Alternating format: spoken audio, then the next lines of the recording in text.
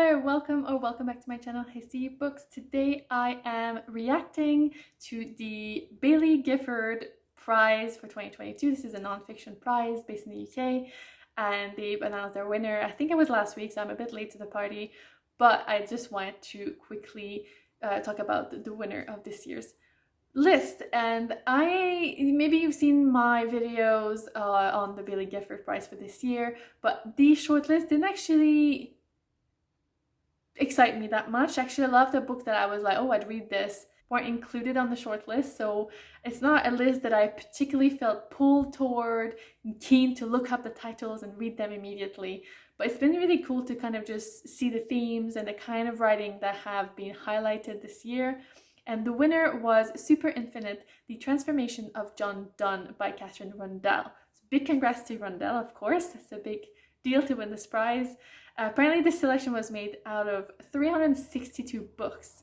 So this is nonfiction books published between the 1st of November 2021 and the 31st of October 2022. So quite a selection, so it's, big deal.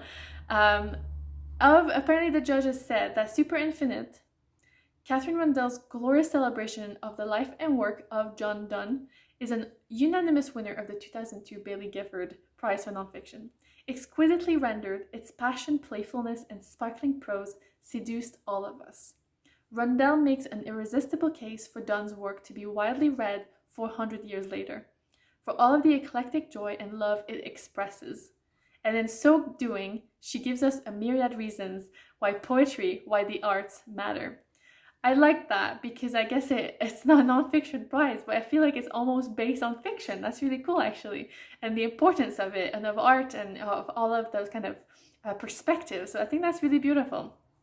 Apparently, John Donne, and that's something that I quite relate to, had a myriad of lives. So he was really struggling to just be one thing. Apparently, he said, here, it writes on the website, I take this from the website, Super Infinite gives readers a window into the little-known myriad of lives that poet John Donne lived. Sometimes religious outsider and social disaster, sometimes celebrity preacher and established darling. John Donne was incapable of being just one thing. He was a scholar of law, a sea adventurer, an MP, a priest, the dean of St. Paul's Cathedral, and perhaps the greatest love poet in the history of the English language. So as someone who's always doing so many different projects and wants to do so many different things, I definitely relate. And all of this is kind of making me want to read this.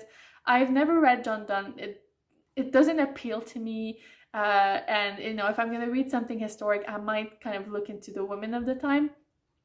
But I really like the beauty that Katherine Rundell's clearly pulling from this and kind of trying to, just from reading this, it's making me want to read Donne and to read Rundell's book. So I think it's doing a really good job pulling you into the interest of his lives and of obviously the beauty of the language and of the art.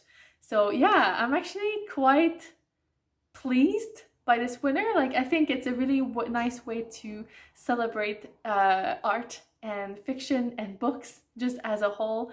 So yeah, again, big congrats to Rundell. It's very exciting. Have you read this book? I would love to know what you thought. Is it worth my time? I think I have found a copy of this book actually, but I wasn't sure if I should really go into it.